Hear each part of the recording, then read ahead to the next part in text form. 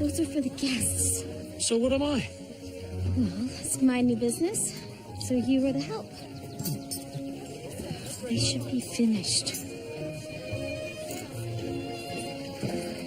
Oh, don't worry about it, Margaret. Everything will be fine, I'm sure. Just lend a hand where it's needed. And keep an eye on those milling about. I don't want anything stolen. Here they are. Hurry along, Thomas. Hello! Bloody woman. Hello, Mrs. Cummersworth. Hello. Hello. Everything is in order, I assure you. Thank you. Just this way. Don't want the groom to see you. Thank you. Thomas Brackenreed. Samuel Burkett. The bride's side, I take it? Most definitely the bride. Most definitely. The groom's a pompous windbag. Always rapping at Kane as if he were a sergeant. Says he was injured in the war. Our wager's never seen the battlefield. I was in Afghanistan. Where are you now? Writing class to be taught by a renowned novelist. Signed book by author to be included in price of class. Bring writing sample. What do you think, Henry? Well, I suppose it would depend on the teacher. I'm the teacher. Do you think writing one book qualifies you as a writing teacher? I do.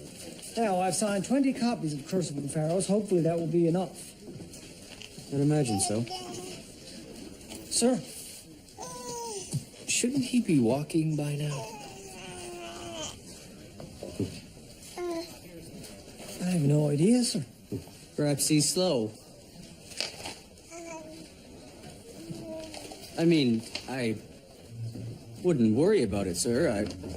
My mother said I didn't walk till I was almost 3.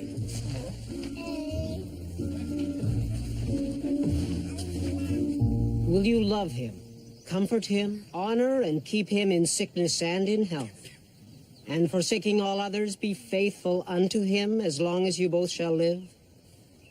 I will. Elizabeth Cummersworth and Oliver Pym, having witnessed your vows of love to one another, it is my joy to present you to all gathered here as man and wife. You may kiss the bride.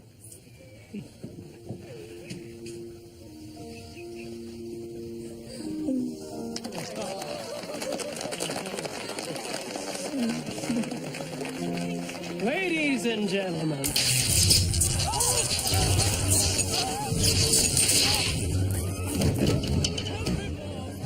Please, stand aside.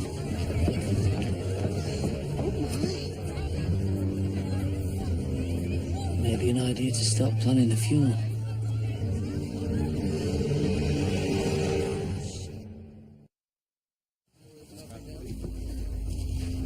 His skin is pale and his eyes are cloudy with dilated pupils.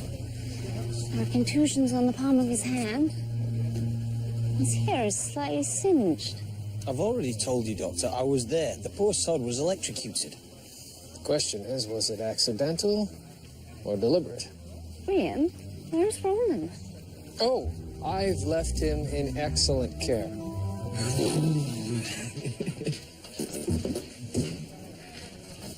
Where are you going, George? I'm off to see my students.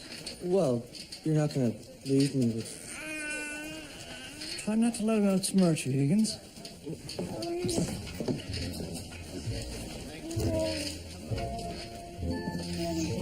Thank you.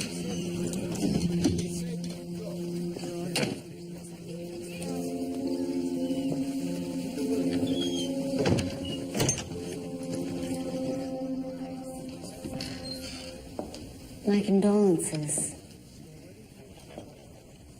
Why are you still here? I'm trying to determine the exact cause of your husband's death. Hardly matters now, does it?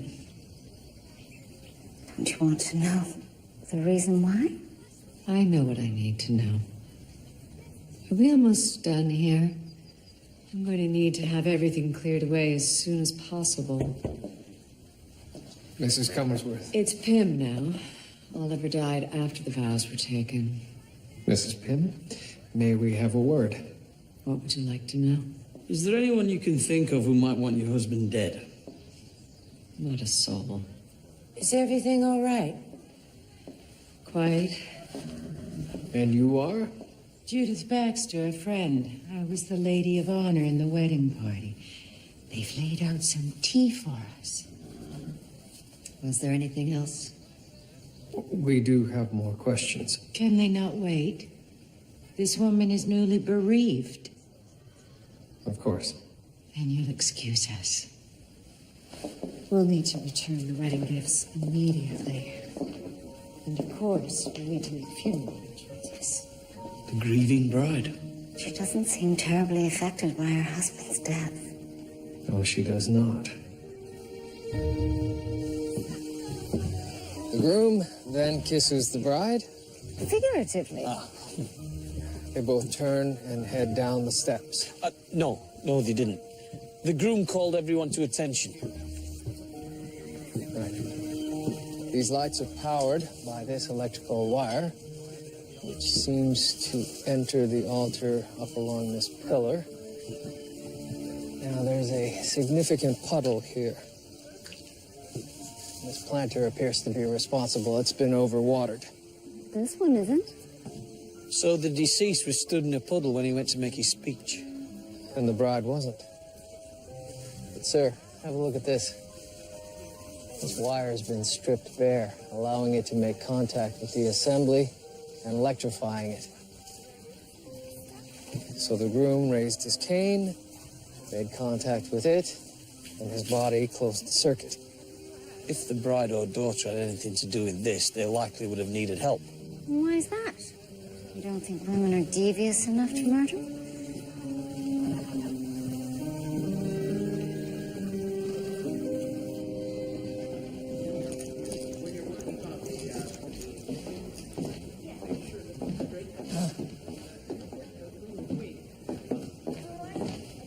Are we gonna get started?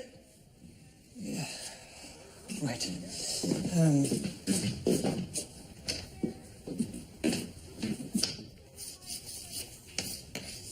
We already know your name, and we paid for 2 full hours of instruction. It's already 7:05. So you'll be going to 9:05. Very well. Right. Why don't we begin with you telling me a bit about... Start with each of you telling me a little bit about yourselves and what you hope to achieve from the class. You must be Eunice. No flies on him. Thank you. I would like to write my memoirs. My life has been full of mystery and romance. Excellent. Excellent, Eunice. That's very intriguing. You, sir, Howard? I plan on writing cowboy stories and selling them to the weeklies. I hope to make a living at it. Well, excellent. Write what you know. I take it you've spent some time on a ranch? No. Did you spend some time in ancient Egypt? No. Then why do you say write what you know? All right. That piece of advice comes from none other than Mark Twain, a man I have met personally. Well, bully for you. Perhaps you could get him to teach the class. I'm so very sorry I'm late. I apologize. It's been tremendously exciting to be in Toronto for the first time. The clothing stores, my word. I went out for one little thing, and 2 hours later, well, you can see the trouble I've gotten myself into. No need to apologize, miss. Where are you coming from? I hail from Cavendish, the most beautiful town in all of Prince Edward Island. Oh, you've come a long way, then. I trust your purpose wasn't solely to attend my writing class. Well, no, indeed it was not, but I thought this class might do me some good while I'm here. I've had some success with short stories and poetry, but I'm very keen to crack the novel form. Very good. What's your name? Lucy Montgomery. But friends and family call me Maud.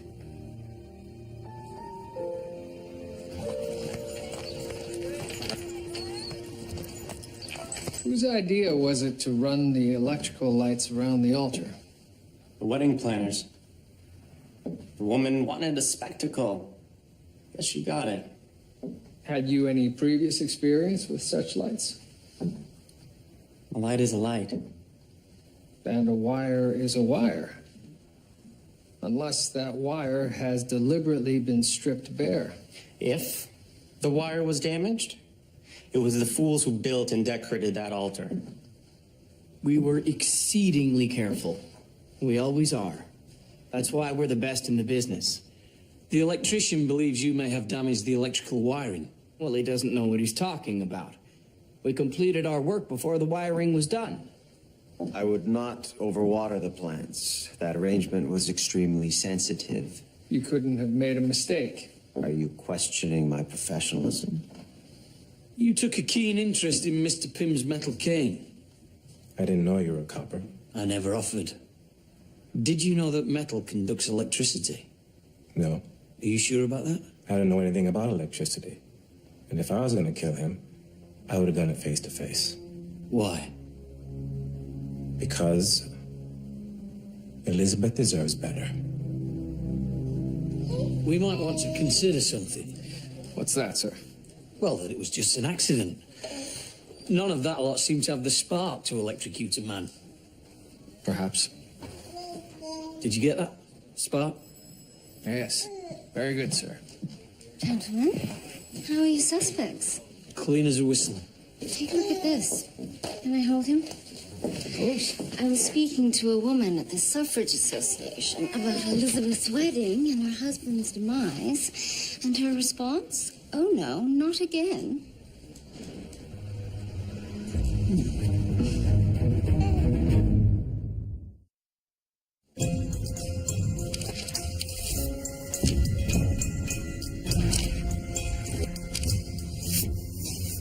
Five husbands. Elizabeth, née Drabble, married the first time in 1884 to Paul Durrell, 22 years of age. He died in a fall off of a bridge. Number 2, Lucas Gibson, in 1887, died in a hunting accident. 7 years later to one Thomas McEwen. His charred remains were found in a fishing lodge that burnt down. Her most recent last name came from Bernard Cummersworth in 1898. He died after a piano that was being moved fell on top of him. And now number 5, Oliver Pym, by electrocution. Elizabeth Pym is either the unluckiest woman in the world or one very competent murderess. I'd wager the latter. Willie, with your permission, I'd like to observe. Of course. Sir, if you wouldn't mind. Thank you. Promise me you won't grow up to be like those two. About a thimbleful of scotch. I understand this isn't the first husband you've lost. No. I lost all 4 of my husbands prior to Oliver.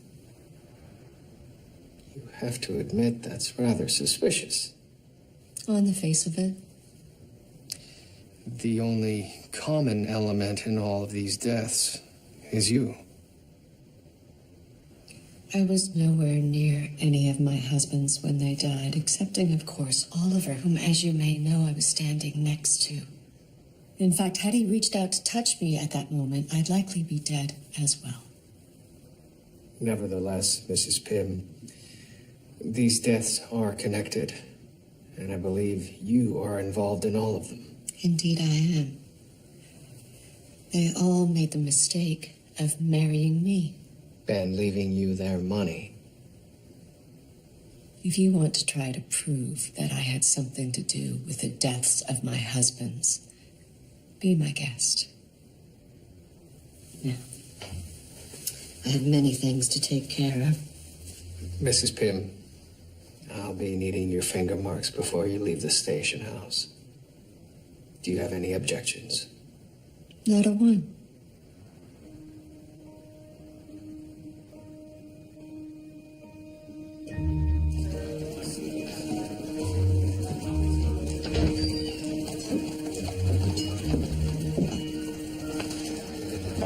What in the blazes do you think you're doing? How dare you treat a lady like this? That's all right, Samuel. I agreed to this. Please wait for me outside in the car.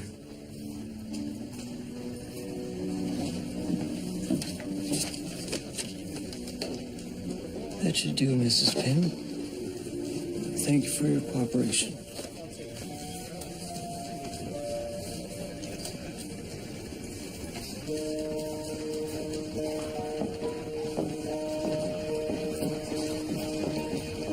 The woman is absolutely fascinating. She makes no effort whatsoever to hide her lack of feeling about 5 dead husbands.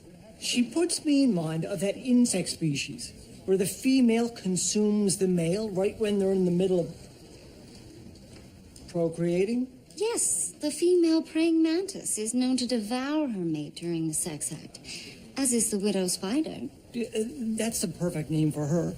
The black praying mantis. Only change the A in praying to an E because she preys upon Thank her you, George. I think we should focus on the husbands.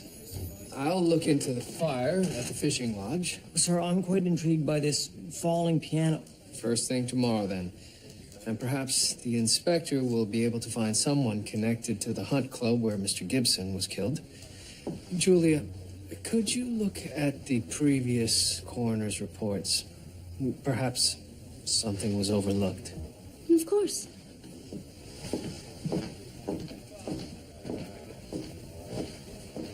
Anything else, George? Sir, I was hoping you might be able to advise me on a little problem I've encountered.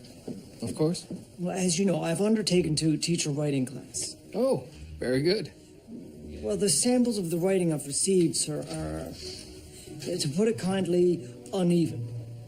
And I'm not sure how to give criticism without unduly hurting somebody's feelings. Well, the best advice I can give is to look for their positive qualities and give those equal weight to your criticisms.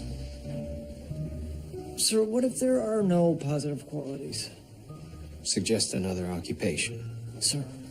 Why would one waste valuable effort on a vocation for which they have no facility? It was 1855 when my husband died. I was not so sad. I did not like him. I was pretty, and I always liked a handsome boy. He was not handsome, but my mother said he was a good catch, so I married him, but I never did like him very much.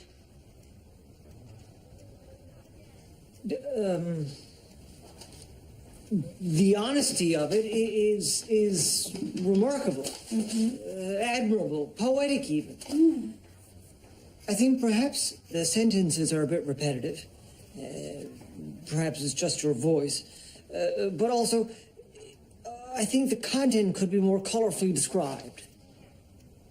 You don't like it. No, I didn't say that. It's my life story.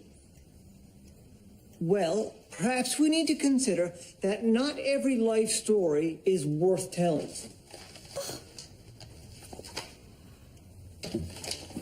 Oh, I didn't mean to suggest that. I never. Oh, please. I never. Right, then who's going to read next? Where's Mr. Raymond? He withdrew. And I suppose I shall go next.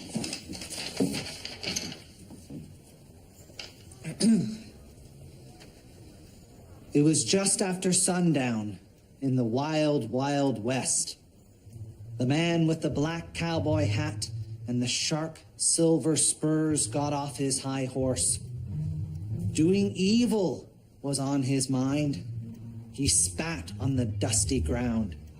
He went into the saloon and ordered a whiskey. He pulled out his gun. "Is there anyone here brave enough to fight me?" he asked the crowd of cowboys. Oh, sweet mother of mercy, please, Mr. Howard, stop. Just stop. Why are you wasting your time? Nobody would publish that. How dare you, you little sod. Well, I'm sorry, but it's nothing more than a collection of cliches. There's not a single original thought in there. I don't want to encourage you to waste your time on a vocation for which you have no facility. My writing's as good as yours. I couldn't even get through the first chapter of that daft thing you call a novel.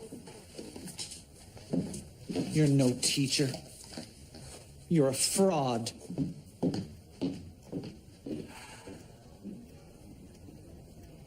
Looks like it's just the two of us. And what did you think of my writing, Mr. Crabtree? Please, George. George? Well, I did think you had significantly more aptitude than any of the others. But there were a few things I would like to discuss. I didn't come here to be coddled, but for honest opinion. That is what I'd like to hear from you. Are you sure about that? I am. All right, then. Well, seeing as it's just the two of us, perhaps we could find a more comfortable venue for a discussion. I'd like that.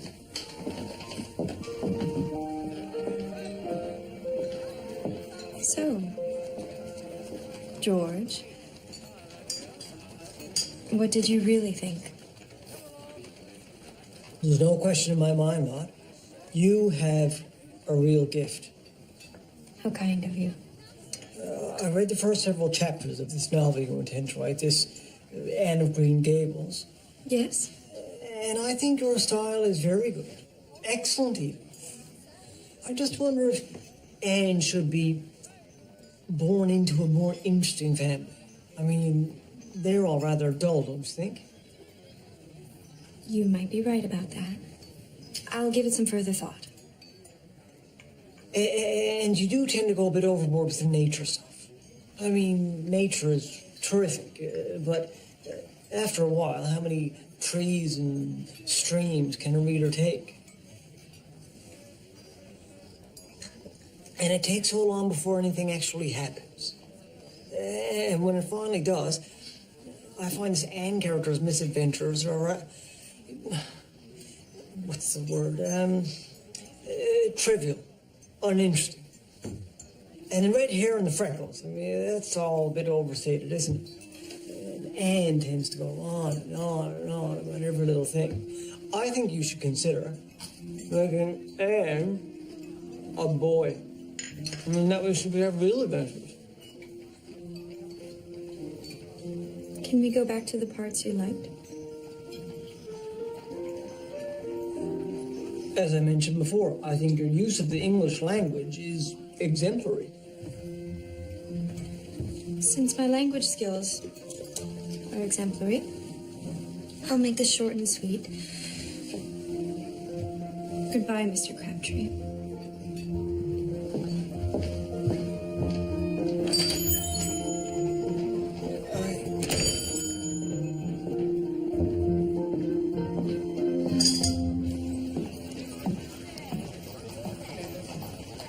Lucas Gibson was with the Crothers Woods Hunt Club.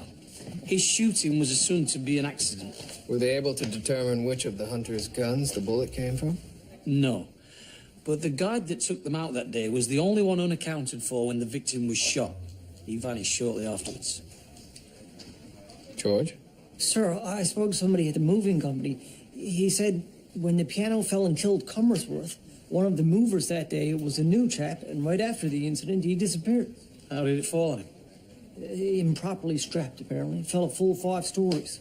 I imagine that caused quite a mess. Oh, sir, the splatter reached a call box across the street. Gentlemen,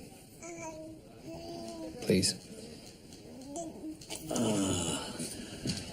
Right, Murdoch, what did you uncover? Another missing man. When the lodge burned down to the ground, an unknown man alerted the sheriff. He was also never seen again. So there was a suspicious male present when each of these supposed accidents occurred? And all 3 times, he disappeared straight afterward. What about the first husband? Was there a missing man there? Dr. Ogden wasn't able to find much detail in the coroner's reports, except that Mr. Paul Durrell died from a head injury sustained from a fall off a bridge. Any mention of a witness? Unfortunately, no.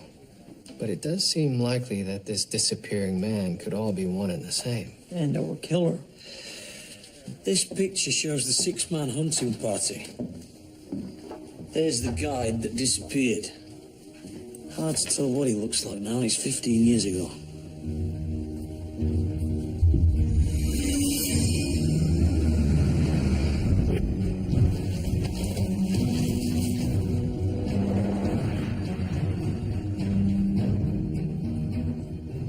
We have met this man before. The florist from the wedding. And the grieving widow's accomplice.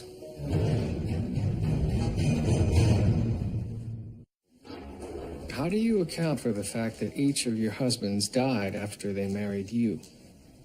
How many is it now? 5? It's my bad luck, I suppose. Your bad luck? They're the ones who keep on dying. You're the one who keeps on getting richer. Inspector, there's no need for that kind of tone. And if you think you've got such bad luck, why is it that you keep on getting married? That's my prerogative, and really, none of your business. What can you tell us about Fergus Dexter? Who's he? The florist at your wedding. The most recent one, that is. She's already told you she doesn't know him. I neither hired nor dealt directly with any of the workmen. Talk to that idiotic wedding planner. Maybe you hired him for a less savory job. If you'll excuse me, I have a funeral to get ready for. We're not finished here, Mrs. Pym. I am. So charge me, or let me go.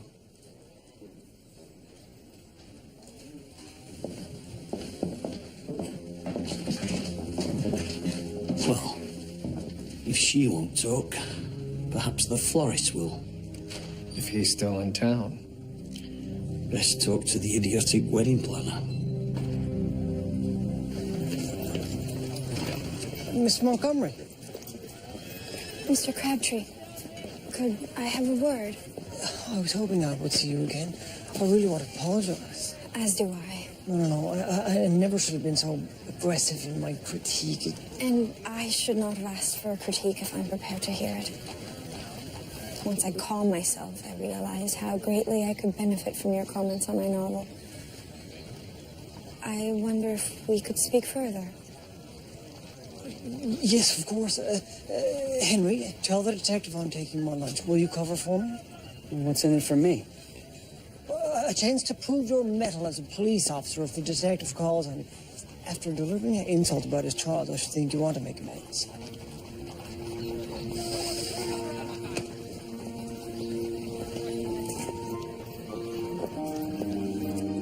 Thomas, why are you badgering me?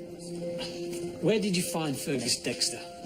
I didn't find him. He found me. He approached me at the mansion. I have his address in here.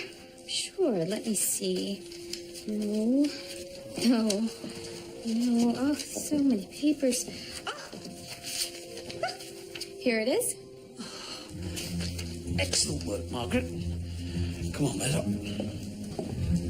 Thank you. Oh, reminded me, needs to send me his invoice. Thomas! It appears Margaret may have saved a few bob.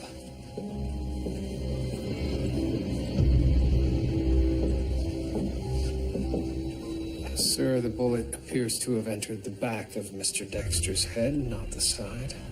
Clumsy attempt to make a murder look like a suicide. Interesting that it happened so soon after we told Elizabeth Pym that Mr. Dexter was under suspicion. Makes it pretty difficult for him to answer questions about his connection to her. At least we have this.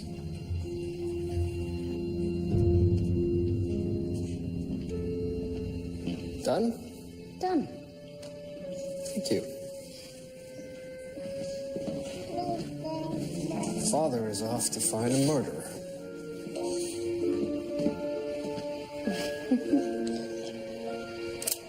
Yeah. And now for Elizabeth Pym's finger marks in the exact same spot.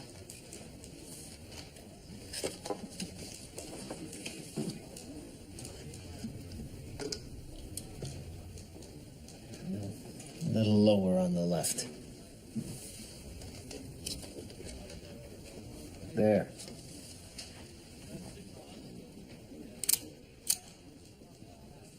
All right. Sir, what's this contraption here? It's called a macro lens attachment. It magnifies the image so that I can get a higher resolution photograph of just what I need. In this case, the right index finger mark. A higher resolution, that means that you can see more clearly? That's right. Well, that'll be all, Henry.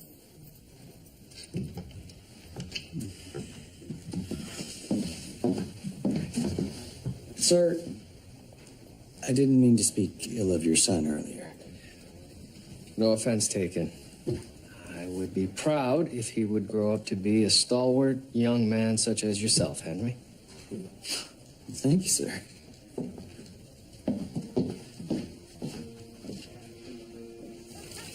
It bears repeating that I think your novel has true greatness in it.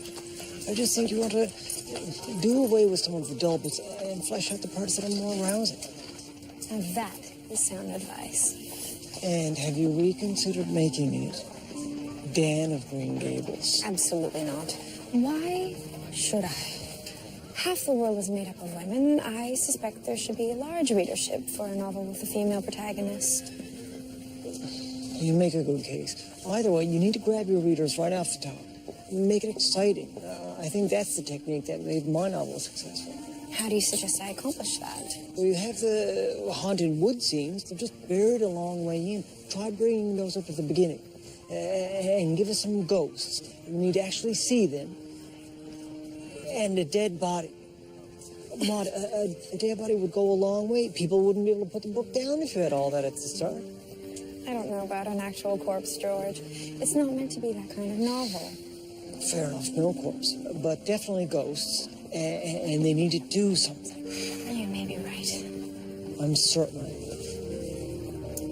What about a white lady who walks along the brook at night and wrings her hands and utters wailing cries, appearing when there's a death in the family? That's perfect. Well, that's perfect. And then maybe the ghost of a murdered child who haunts the woods. He creeps up behind you and he puts a cold hand on your shoulder. And a headless man who stalks up and down the path, and skeletons that glower from between the boughs. Headless man? You ever seen a headless man? No. Have you? I have. It's quite something.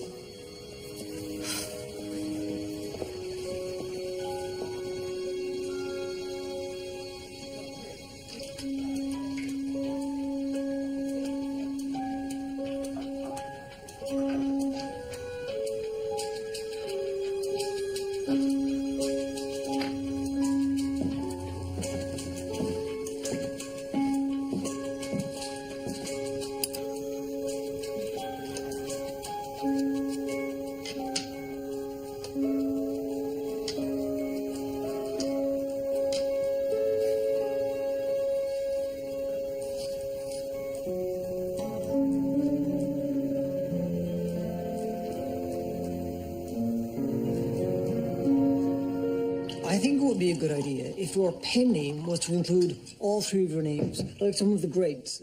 Robert Louis Stevenson, Arthur Conan Doyle, H.G. Wells. Louisa May Alcott? Exactly. What a wonderful thought, George.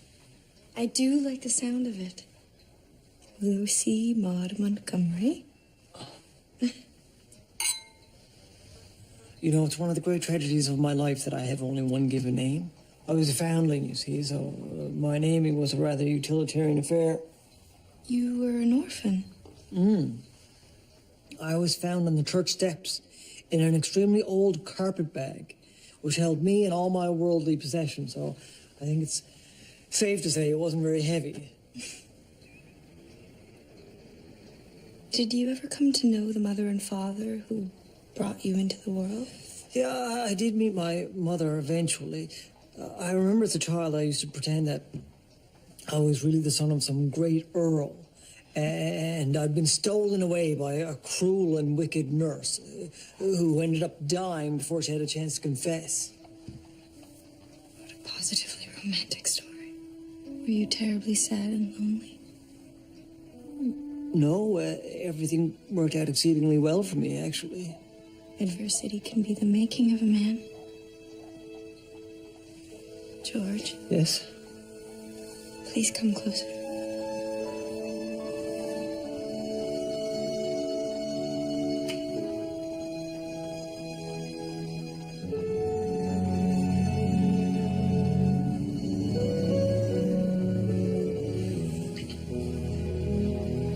This is a photograph of the finger marks that were taken from the pistol that was found in Mr. Dexter's hand.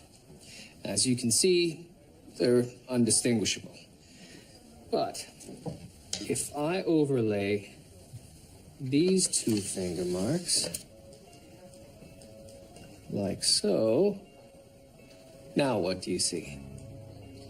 It's the same image. Precisely. When oriented correctly, these two finger marks form the one that was taken from the pistol. And who do they belong to? Fergus Dexter and Elizabeth Pym. Seems like her luck's finally turned. We now have proof that you killed Fergus Dexter. Don't be ridiculous. I don't even know the man. I believe you do. You recognize this? That's similar to the gun that's kept in my car. I assume it's a common weapon. Well, this one was found at the scene of the murder, and it has your finger marks on it. As I've said, I don't know any Fergus Dexter, and if that is my gun, I have no idea how it was used in the murder of this man. Now, are we done here? Far from it, Mrs. Pym.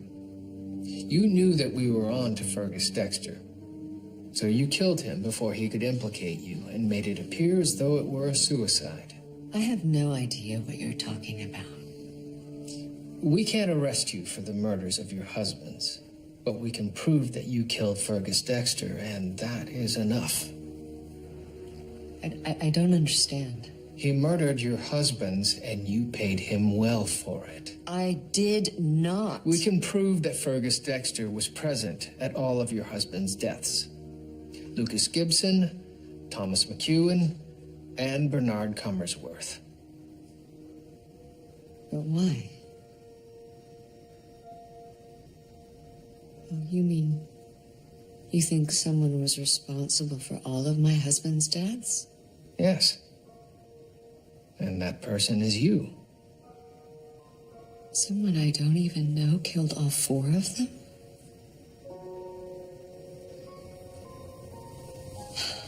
Excuse me.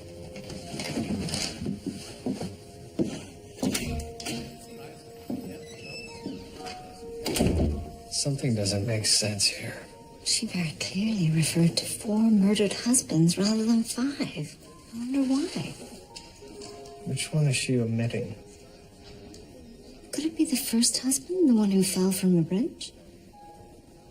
The only one that Dexter wasn't present for. Did she kill him herself? Could I talk to her, William?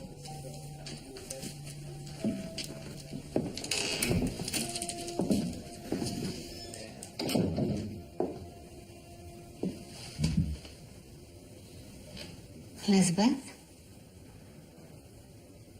Tell me about your first husband, Paul Durrell. Were you responsible for his death? I was.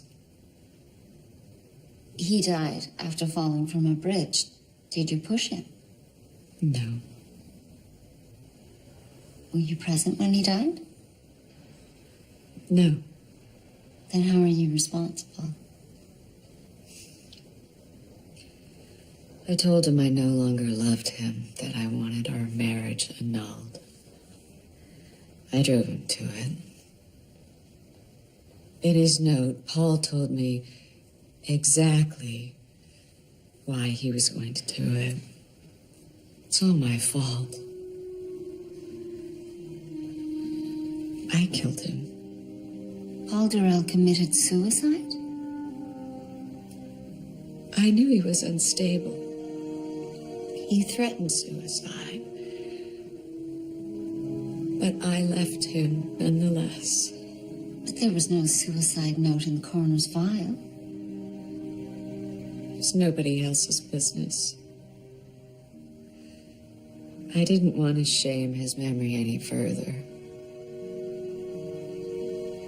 I didn't kill the other four. I swear. Elizabeth, do you still have the note that he left you? Yes, I do. I carry it with me to this day. You started this writing class as a means of meeting young ladies, didn't you? Don't be ridiculous, Henry. However, Maud is really quite something. I mean, I feel she not only has genuine potential as a writer, but that she's also my intellectual equal. Is that supposed to be a compliment? You know, I'm having dinner with her tonight. I think she could be the one. Oh, the one? Yes. Which one? Which one? And you're certain about the first husband? She's provided the suicide note. Elizabeth Pym was overcome with profound grief after Mr. Durrell's death. Then she experienced trauma after trauma as each of her subsequent husbands died. And you don't think she's lying? I don't. The string of traumas could explain her detached manner prior to this. I suppose it's possible. At the very least, it gives some validity to her claim of having no part in the other husband's murders. If she didn't hire Fergus Dexter, then what motivated him to kill them all? And who killed Dexter? Elizabeth claims the murder weapon was in her automobile. It might be time to have a word with the driver. I saw the way you looked at her. I won't deny I'm sweet on her. Always have been. But I'm not responsible for any murder. Where were you between the hours of 1 and 3 p.m. yesterday? I drove Elizabeth to her lawyer's office for the reading of the will. I was in the waiting room all the while. Who else besides Elizabeth might have had access to the car and gun? Well? This is Dr. Julia Ogden. She often consults with me on police matters. I should disclose to you that she is also my wife. How lovely you work with your wife. And what sort of doctor are you? A psychiatrist. Charlatan. You've had experience with psychiatrists? You also lost your husband. Yes, what bearing does that have? His name was Edgar Durrell. Is that right? What of it? Elizabeth Pym's first husband was a Paul Durrell. We were acquainted shortly after her first husband's death. His suicide? Elizabeth's first husband was your son, wasn't he? We know that he was. The question is, does Elizabeth know who you are?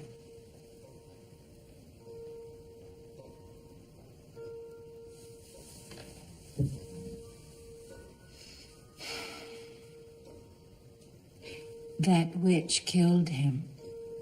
That must have hurt. How did you find out how he died? Paul sent me a letter. She told him she was leaving him. He was very distraught. I booked passage to Toronto, but by the time I arrived, my boy was gone. She is responsible for that. And who is Fergus Dexter? Dahlia's friend, a lover. And your own personal assassin. A fact that he would have disclosed to me had I been able to speak with him. She killed my son. She deserved everything that came her way. You then killed Mr. Dexter to cover your tracks and tried to frame Elizabeth Pym for the murder. Yes. So? All these years. If you sought revenge, why not take just Elizabeth's life? Why kill all those men who did you no harm?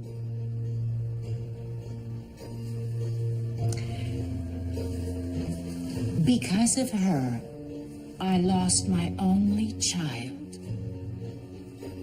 I wanted her pain to be as enduring as mine.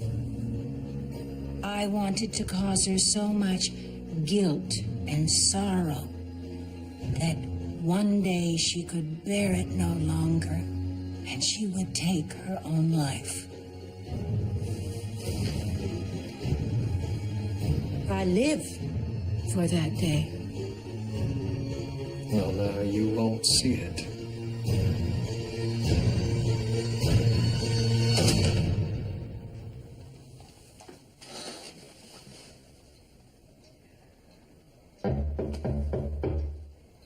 Coming.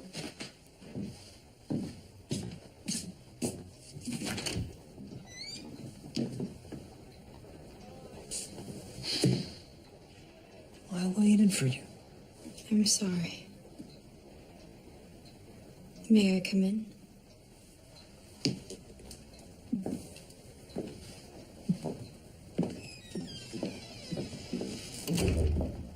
George, I must speak with you.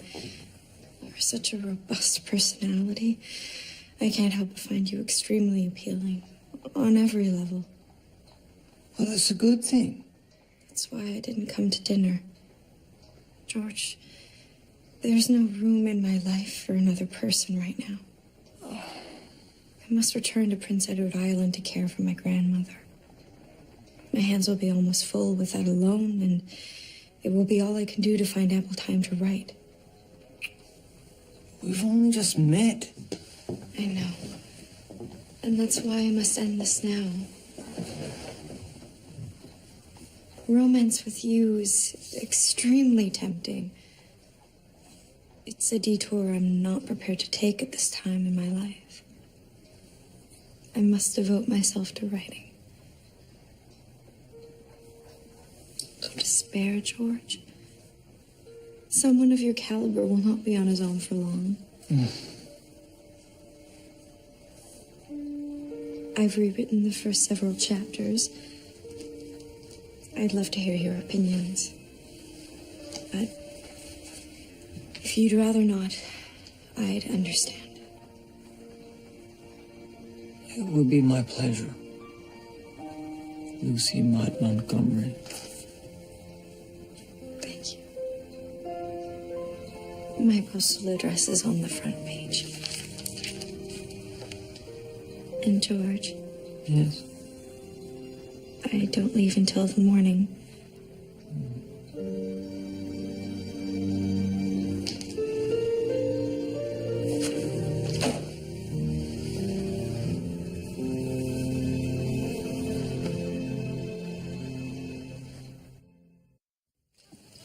I will be asked to speak in her defense, Mrs. Of course you will. She's not of right mind. That is for the Crown to decide, Julia, not I.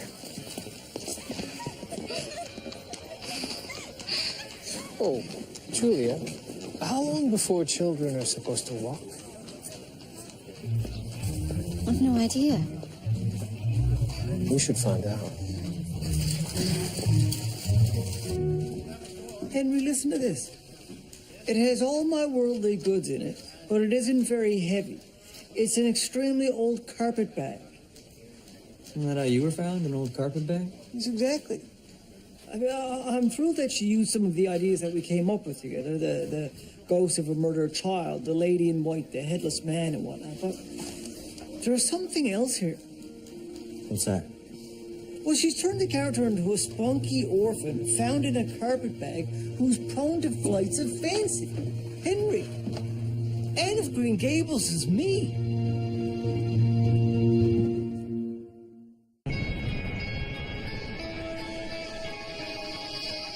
On an all-new Murdoch, a white man killed in a colored church. Solving a sinful murder. A member of my congregation will do this. Will take a leap of faith. Perhaps this is what the killer was looking for. You need to tell me what you're hiding. Murdoch Mysteries, next Monday at 8 on CBC.